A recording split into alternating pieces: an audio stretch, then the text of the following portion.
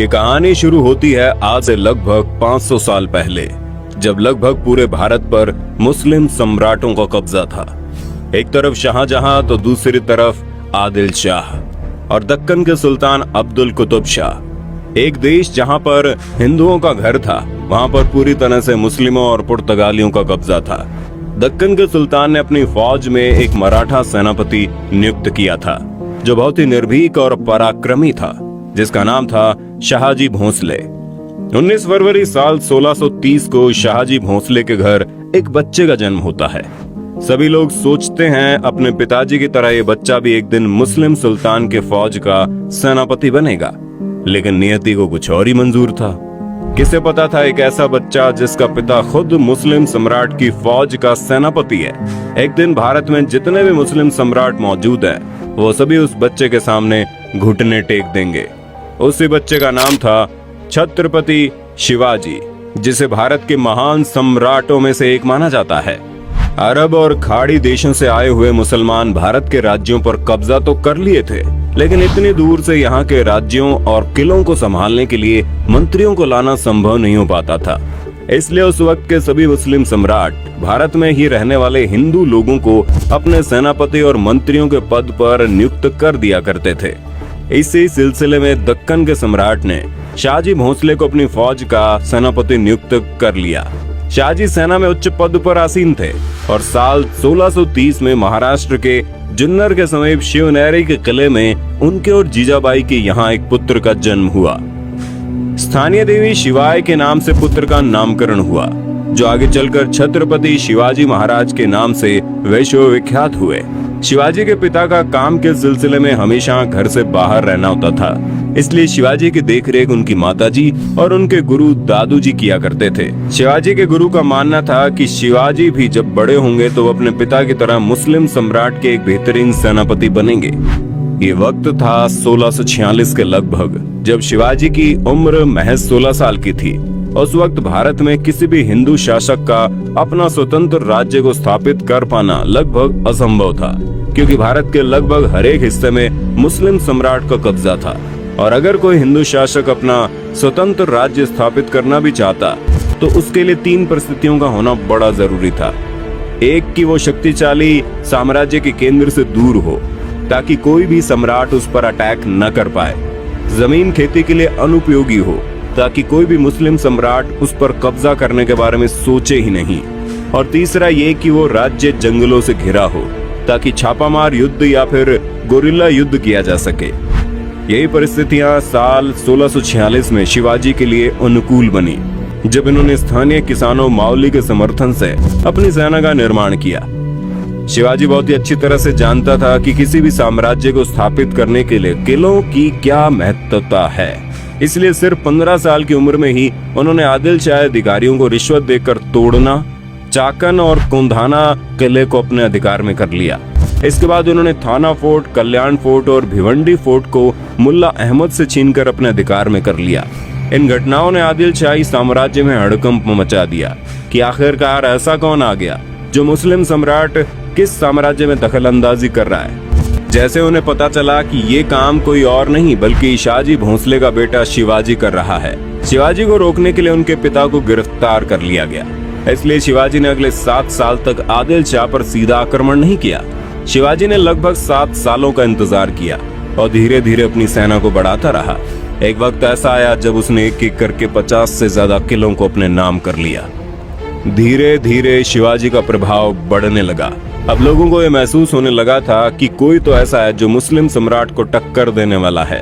अपने डर को कायम रखने के लिए और शिवाजी के बढ़ते प्रभाव को रोकने के लिए साल 1659 में बीजापुर की बड़ी साहिबा ने अफजल खान को 10,000 सिपाहियों के साथ शिवाजी पर आक्रमण करने का हुक्म दे दिया। उस वक्त अफजल खान को सबसे क्रूर और सबसे ताकतवर शख्स माना जाता था, क्योंकि जिसका भी सामना उससे होता था उसकी मौत निश्चित थी। सबसे पहले तो अफजल खान ने शिवाजी को उकसाने के लिए कई मंदिरों को तोड़वा डाला और बहुत सारे हिंदू नागरिकों का कत्ल करने लगा। अफजल खान को इस बात का पता था कि शिवाजी बहुत ही चालाक है, इसलिए वो एक एक करके सभी किलों को अपने कब्जे में ले रहा है। कहीं न कहीं अफजल खान को भी शिवाजी से डर लगने लगा था। यही वजह थी कि अफजल खान ने उसे चालाकी से मारने की सोची। और अफजल खान ने शिवाजी को मिलने के लिए न्योता भेजा। शिवाजी तुरंत ही न्योता स्वीकार कर लेता है और अफजल खान से मिलने की जगह नियुक्त करता है।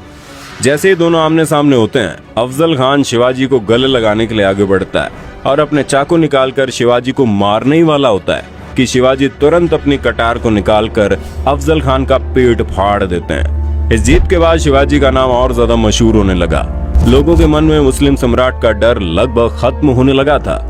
इस बार बीजापुर के सुल्तान ने शिवाजी को हराने के लिए अपने सबसे बेहतरीन सेनापति रुस्तम जवान को भेजा।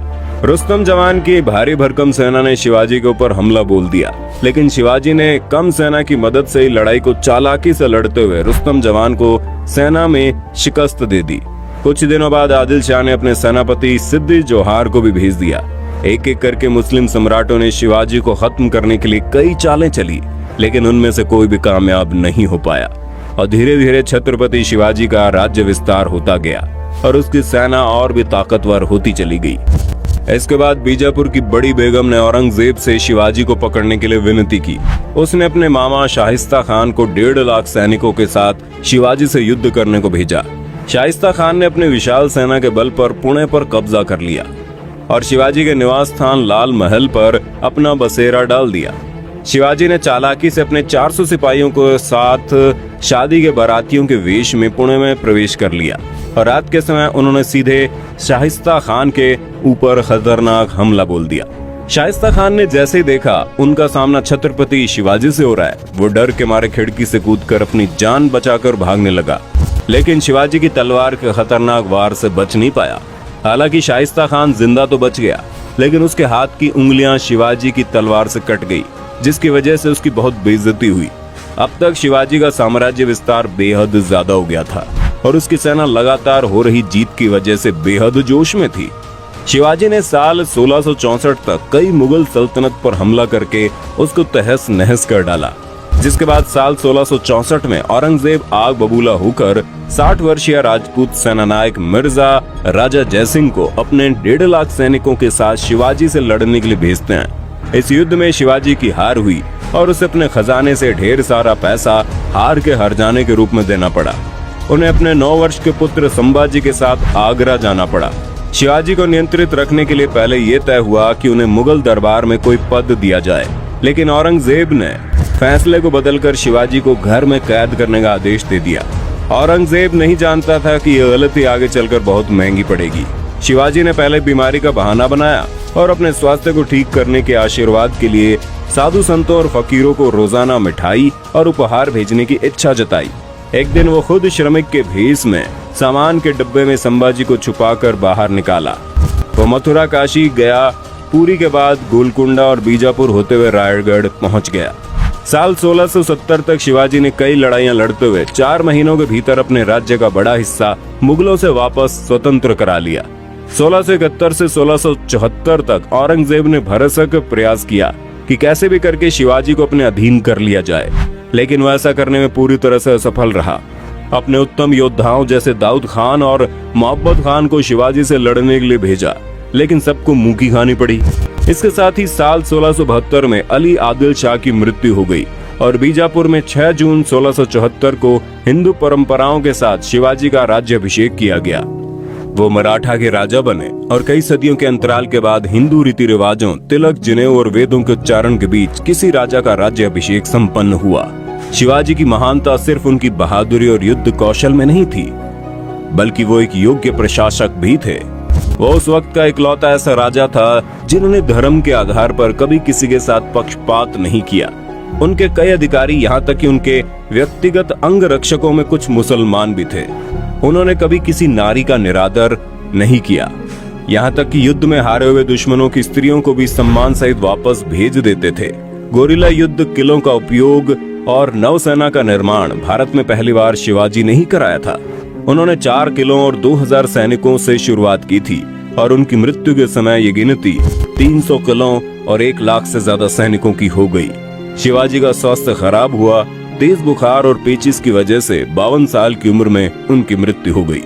आपको जानकर हैरानी होगी, उस वक्त औरंगजेब यहाँ का सबसे ताकतवर शासकों में से एक माना जाता था, लेकिन छत्रपति शिवाजी की वजह से उसे लगभग 25 साल तक युद्ध करना पड़ा। और अपने जीवन के अंत तक युद्ध लड़ते लड़ते औरंगजेब पूरी तरह से बर्बाद हो चुका था। और छत्रपति शिवाजी वो शख्स था जिसकी वजह से कई सालों लंबी लड़ाई के बाद एक बार फिर से पूरा हिंदुस्तान भगवामयी हो गया। दोस्तों, ये जानकारी आपको कैसी लगी और आप वीर छत्रपति शिवाजी के बारे में क्या सोचते हैं, कमेंट में बताना।